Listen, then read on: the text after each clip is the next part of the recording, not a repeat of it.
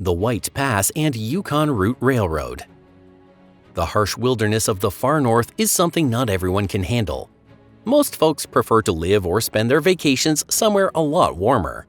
But for a certain type of traveler, it's that very danger that draws them to these extreme northern lands. For them, the riskier the journey, the more exciting it becomes. And the railroad connecting Skagway, Alaska to Whitehorse in the Yukon was built with exactly those kinds of people in mind. If you're a fan of Jack London, you've probably read his stories about the Klondike Gold Rush that swept across Alaska in the late 1800s. This narrow-gauge railroad, built in 1898, drained the wallets of countless gold prospectors chasing their fortune. The tracks cling to the dangerous rocky cliffs of snow-capped mountains, making it hard to imagine a ride more nerve-wracking than this.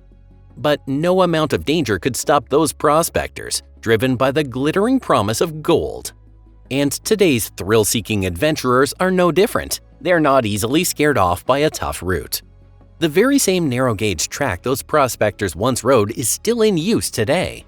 It starts from the coastal town of Skagway, winds deep into the Yukon Peninsula, and reaches all the way to Whitehorse in Canada. The full route stretches about 110 miles and crosses numerous mountain gorges along the way. One of the toughest stretches on the line is the White Pass itself, nicknamed the White Summit. But the highlight for most visitors comes at the very last section of the journey, designed just for tourists. On this final stretch, passengers switch to vintage locomotives to catch unforgettable views of the famous Whitehorse Canyon. It's even possible that Jack London himself, back when he was a young gold prospector, once rode one of these very cars.